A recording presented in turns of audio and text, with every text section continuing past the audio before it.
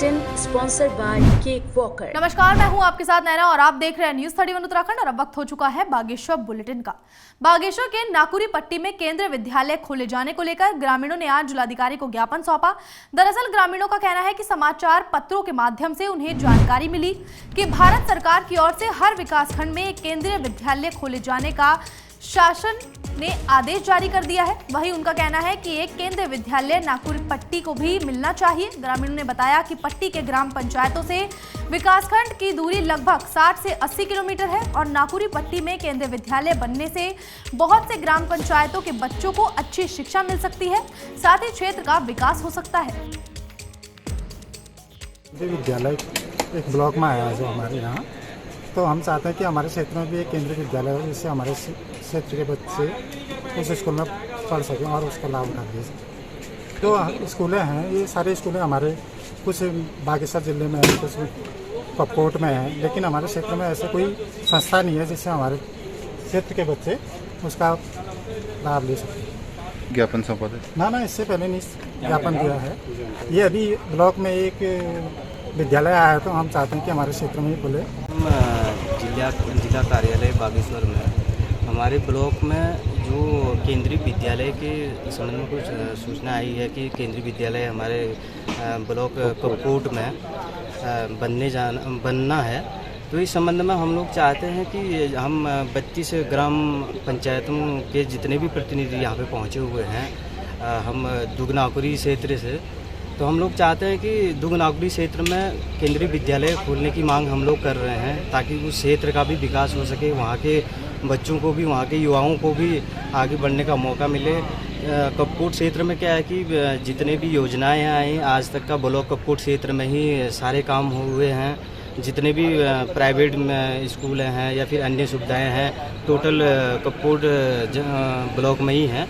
हम लोग चाहते हैं कि हमारे दुगनाकुरी क्षेत्र में जैसे 32 ग्राम पंचायतों में से आधे ग्राम पंचायत कांडा तहसील में आते हैं, आधे जो हैं दुगनाकुरी तहसील में आते हैं, तो इस तरीके से भौगोलिक परिस्थितियों के उससे काफ़ी पिछड़ा हुआ क्षेत्र हम लोगों का है। हम लोग चाहते हैं अगर केंद्रीय विद्यालय उस क्षेत्र में आ जाता है तो वहाँ ज़मीन भी उपलब्ध है, सारी चीज़ें उपलब्ध हैं, तो हम लोग चाहते हैं सारे जनप्रतिनिधि लोग कि वहाँ केंद्रीय विद्यालय की मांग हम लोग कर रहे हैं।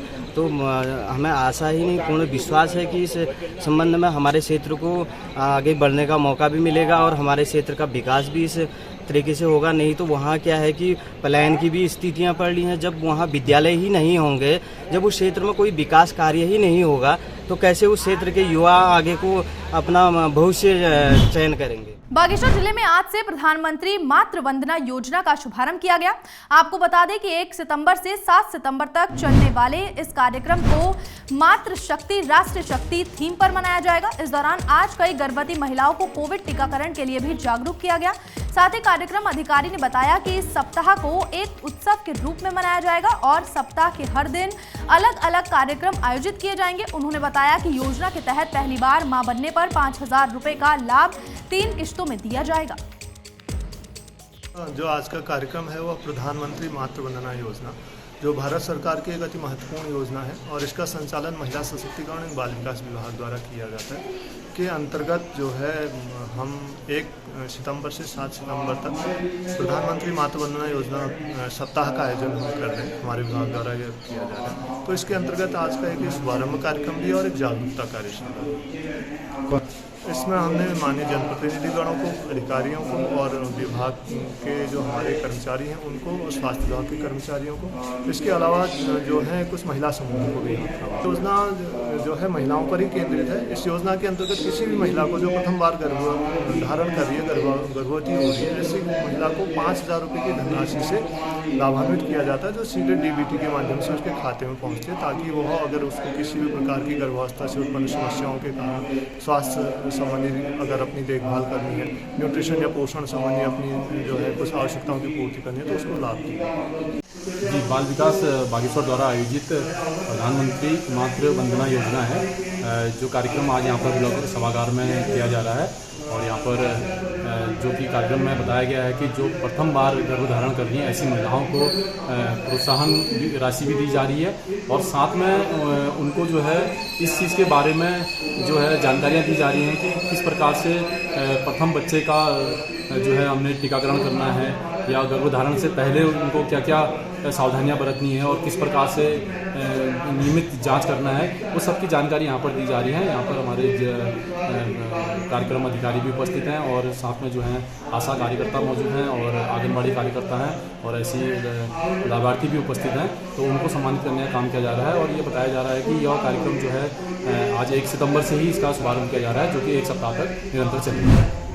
बागेश्वर में एक नाबालिग लड़की की ओर से घर में कहासुनी होने पर गुस्से में आत्महत्या करने का मामला सामने आया है। बताया जा रहा है कि इस दौरान नाबालिग ने दुपट्टे के सहारे घर में भीतर ही फांसी लगाकर आत्महत्या कर ली। इस दौरान बच्ची की उम्र 15 साल बताई जा रही है। वहीं पुलिस ने शव को कब्जे में लेकर पोस्टमार्टम के लिए भेज दिया है। इस दौरान अचानक घटी इस घटना के बाद अस्पताल के बाहर परिजनों का जमावड़ा लगा रहा।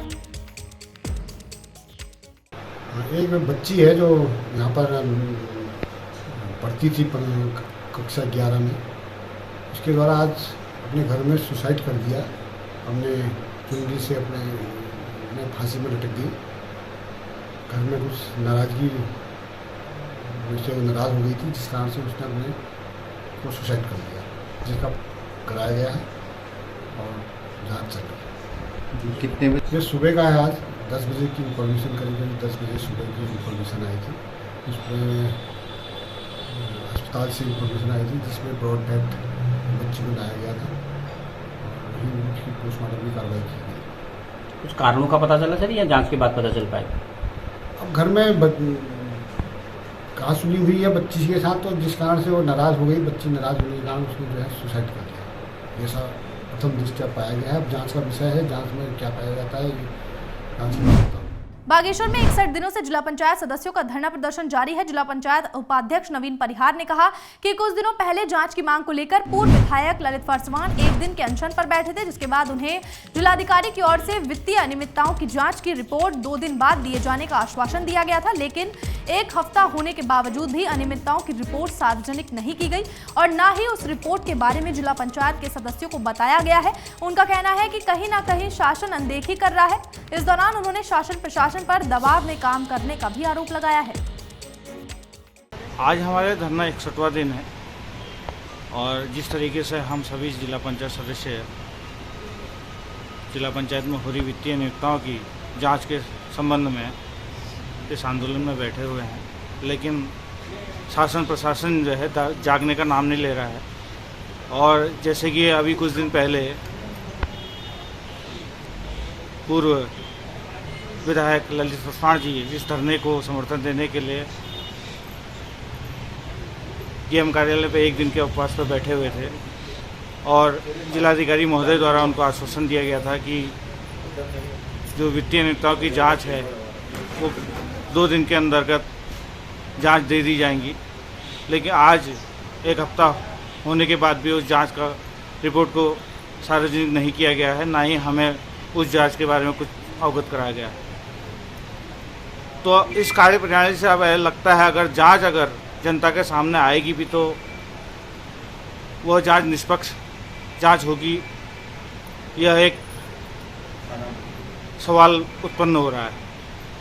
क्योंकि शासन प्रशासन जो जांच जो कर रहे हैं वो दबाव में काम कर रहे हैं, तो हमें नहीं लगता कि ये अब जांच जो है अगर आएगी भी तो इसमें कोई परिणाम सामने निकलेगा। इसके अलावा इसमें जो है 18% जीएसटी है, तो ये 10,62,000 में यह गाड़ी नीलाम हुई है, जो एक बहुत अच्छी बात है। जिस चीज़ को हम उजागर करना चाह रहे थे कि गाड़ी ये लोग सस्ते में नीलाम कर रहे हैं, लेकिन गाड़ी का जो मूल्य जो उसका वास्तविक मूल्य था उसी में वह नीलाम हुई है और आज जनता के बीच में यह नीलाम होकर पता भी चला है कि यह गाड़ी इतने बिक सकती थी। कांडा में दशहरे मेले के आयोजन को लेकर अध्यक्ष रघुवीर सिंह मांजिला की अध्यक्षता में मंदिर कमेटी की ओर से बैठक कालिका मंदिर परिसर में संपन्न हुई। इस दौरान बैठक में यहां होने वाली पंचबली प्रथा पर हाईकोर्ट के आदेश से साल 2009 के बाद से रोक लगने को लेकर भी चर्चा की गई। साथ ही बैठक में प्रतीकात्मक रूप से बलि दिए जाने को लेकर चर्चा की गई। वहीं मंदिर के रंगोरंग मेले के आयोजन को लेकर बैठक में कई महत्वपूर्ण फैसले लिए गए। साथ ही दशहरा मेला और मंदिर परिसर में साफ सफाई और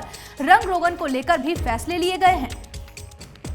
श्री कृष्ण जन्माष्टमी के शुभ अवसर पर मैं सभी देशवासियों को और क्षेत्रवासियों को हार्दिक शुभकामनाएं यहाँ पर देता हूँ।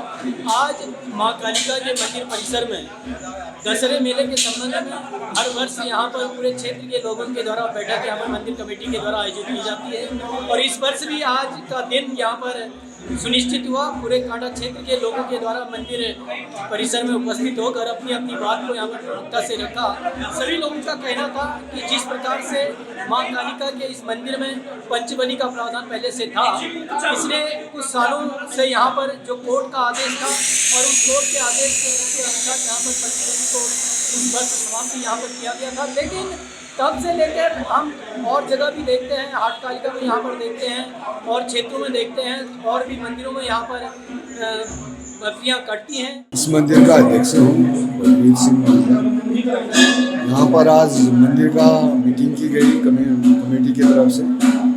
जो हमारे पंचबली का प्रावधान था उसमें पब्लिक की तरफ से और हमने कोर्ट का भी संज्ञान रखते हुए इसमें यह निर्णय किया कि वधशाला बनाया जाए और जो हमारा पंचबली का कार्यक्रम है वो जो कि जैसे पैसा कोई इस्तेमाल नहीं करता उसको हम भैंस या आटे का बनाकर उसका इस्तेमाल करेंगे। छिपकली है उसको हम आटे का बनाएंगे और जो भी हमारे पंचबली का प्रावधान है उसको हम करेंगे, लेकिन साथ ही साथ हम जो कोर्ट का संज्ञान है उसको भी मद्देनजर रखते हुए यह कार्रवाई करेंगे। और मैं कैप्टन नंदनगिरी माजिदा यहाँ का स्थायी निवासी हूँ। यहाँ ये हमारी कुलदेवी है और यहाँ पर जो है पंचबली का प्रावधान था जो पिछले कुछ वर्षों से बंद हो चुका था। अभी इस प्रथा को हम दोबारा शुरू करना चाहते हैं। इसके लिए आज मीटिंग बुलाई थी जिसमें यह प्रस्ताव लिया गया कि जिस जानवर को हम जिसका भोग करते हैं उसकी बलि की जाएगी और इसके अतिरिक्त जो जानवरों का भोग नहीं किया जाता है वो आटे का बनाया जाएगा और इससे पहले कि वध पक्षी बनाया जाएगा। ये आज यहाँ पर गरुड़ के गवाड़ पजेड़ा में बसंती देवी ने अपने क्षतिग्रस्त मकान के लिए प्रशासन से मदद की गुहार लगाई है। आपको बता दें कि बसंती देवी का आवास 1 महीने पूर्व मानसूनी बारिश के चलते टूट गया था। हालांकि मानसूनी बारिश के चलते बसंती देवी पूर्व में ही गांव की पंचायत घर में शिफ्ट हो गई थी, लेकिन अब आवासीय मकान क्षतिग्रस्त होने पर बसंती देवी ने प्रशासन से मौका मुआयना कर मदद की गुहार लगाई है। वहीं इस संबंध में तहसीलदार दीक्षा जोशी ने बताया कि पीड़ित परिवार के लिए मुआवजे का काम किया जा रहा है। मकान में ना बिहार बैठी ना 3 बहन बेटी पंचायत घर में ना सुनाई करूँ कटू जगह कागजात दौड़ा है नहीं मेरे के सुनाई नहीं और के कोनो नहीं घरवा मेरे खत्म है वो जनवरी में 19 बेरोजगार छे ना कोई कमुनी धमुनी कोई भय ना भैया समस्या छू मेरे दुख पुकार छू मेरे मकान में कोशिश करती हूँ और कोनो नहीं। कांडा तहसील के बांसतोली गांव में बिजली विभाग की घोर लापरवाही कभी भी भारी पड़ सकती है। दरअसल विभाग ने गांव में मोहन राम के घर के पास ही 11 kV का ट्रांसफार्मर लगा दिया। बारिश होते ही घर के आंगन में करंट फैल जाता है। वहीं मोहन राम के परिजनों के मुताबिक कई दफा इसे कहीं और लगवाने के लिए विभाग से गुहार लगाकर अब वो भी थक चुके हैं। दरअसल कांडा तहसील क्षेत्र के सुदूरवर्ती गांव बांसतोली में मोहन राम के आंगन के बिल्कुल पास में ही बांसतोली गांव के लगभग 40 घरों को सप्लाई करने वाला स्टेप डाउन 11 kV का बड़ा ट्रांसफार्मर लगा दिया गया है। वहीं इस पर सुरक्षा को लेकर कोई चेतावनी बोर्ड तक नहीं लगाया गया। ऐसे में अब ग्रामीण किसी भी अनहोनी के होने पर विभाग को जिम्मेदार ठहरा रहे हैं और ग्रामीणों ने इस ट्रांसफार्मर को हटाने की मांग की है।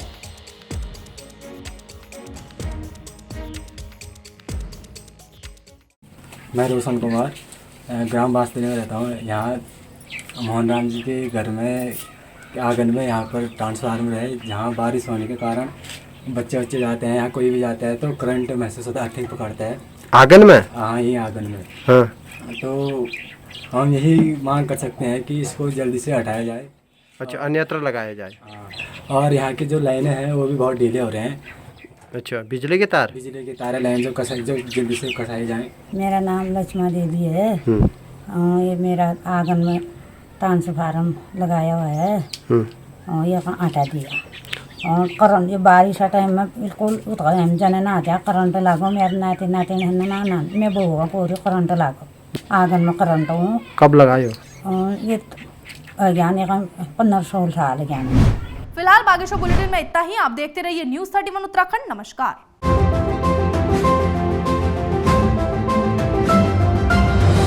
Bageshwar bulletin sponsored by cake walker. Uttarakhand से जुड़ी तमाम खबरों को देखने के लिए हमारे चैनल को सब्सक्राइब करें और बेल आइकन दबाना ना भूलें।